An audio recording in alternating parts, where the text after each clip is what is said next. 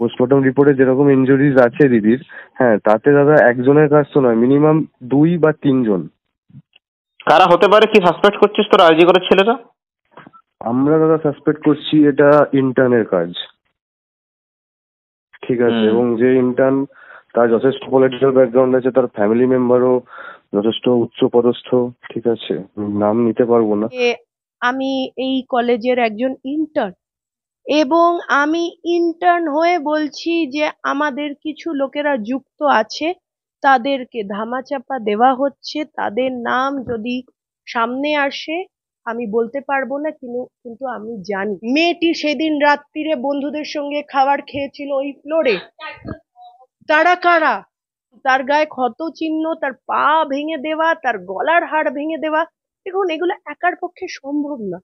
আমরাও যদি চেষ্টা করি একটা মুরগি মারার, আমাদের হাত কেঁপে উঠবে। একটা মেয়ের সঙ্গে এত নোংরা ঘটনা ঘটে গেল, যার এখানে ডিএনএ স্যাম্পেলে অনেক রকম লোকের স্যাম্পেল পাওয়া গেছে, আর একটা লোককে ধরে তাকে ফাঁসি দেওয়াটা, সেটা কি উচিত? টেট পরীক্ষা হোক, কি গরু চুরি হোক, কি রেশনে উল্টো পাল্টা হোক, কি যাই হোক, এই সরকারকে মুছে ফেলা উচিত এবং একটা নতুন সরকার করা উচিত। কেন?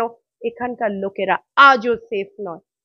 সঞ্জয়ের আইনজীবী এই মুহূর্তে বলছে রাজ্য সরকার এবং বিনীত গোয়েল তৎকালীন কার্যত তারা নাকি রীতিমতো সাহায্যই করেনি, তারা চায় এই কেসটা ধামাচাপা পড়ুক। সঞ্জয়ের আইনজীবী এই মুহূর্তে যিনি হাইকোর্টে লড়বেন সঞ্জয়ের হয়ে, তিনি বলছেন। আমার সঙ্গে রয়েছেন ডক্টর সুচেতনা অধিকারী, কথা বলবো দিদির সাথে।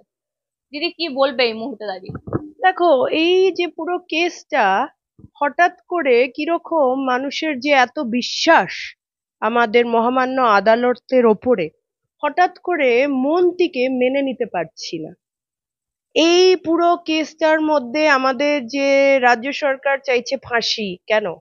প্রথম কথা, তাহলে তো সব শেষ হয়ে যাবে, আমার লিভিং ডকুমেন্ট যে মারা যাবে, তাহলে তো আর কিছু জানা যাবে না। 2 নম্বর হচ্ছে, সঞ্জয়ের যে লয়ার, উনি মহিলা।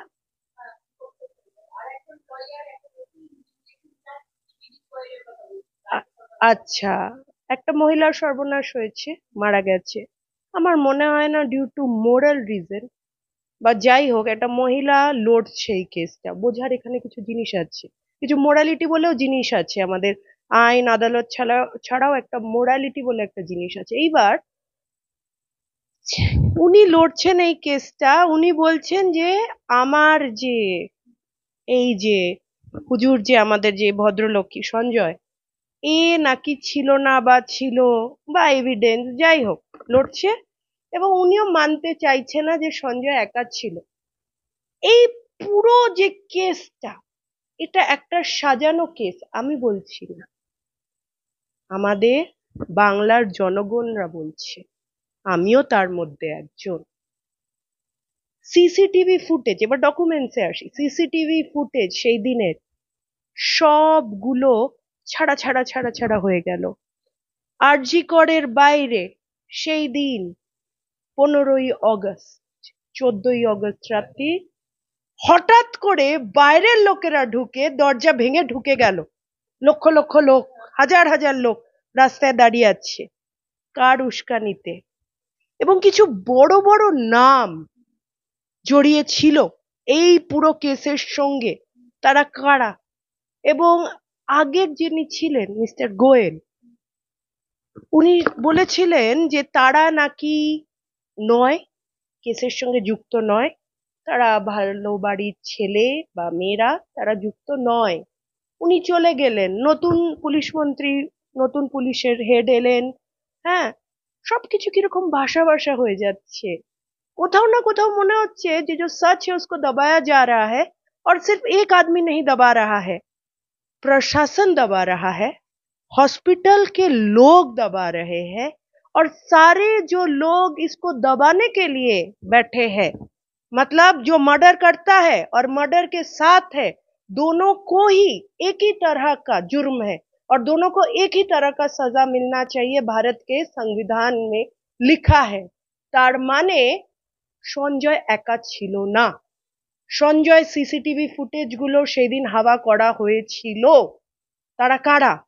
মেয়েটি সেদিন রাত্রিরে বন্ধুদের সঙ্গে খাবার খেয়েছিল ওই ফ্লোরে। তারা কারা? সেই বন্ধুগুলো কারা ছিল? আমাদের আরটিআই করে জানার অধিকার আছে তারা কারা।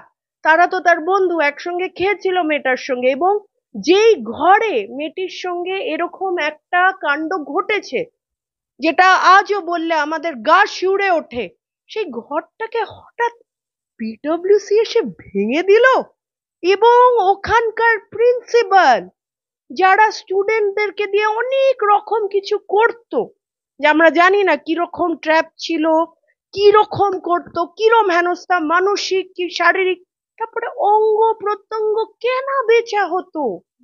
এই মেয়েটি আমার বিশ্বাস অনেক কিছু জানতো, এবং এই মেয়েটাকে একদিনে কিন্তু মারা হয়নি। এটা এক- একদম একদম। এবং জানেন তো, আপনার আমার বাড়িতে চোর বাইরের থেকে আসবে না, চেনা জানাই কিন্তু চুরি করবে।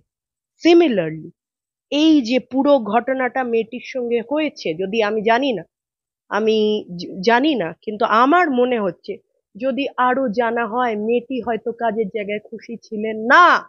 ওনার ওপরে মানসিক টর্চার যারা ওখানকার হেড তারা করতেন।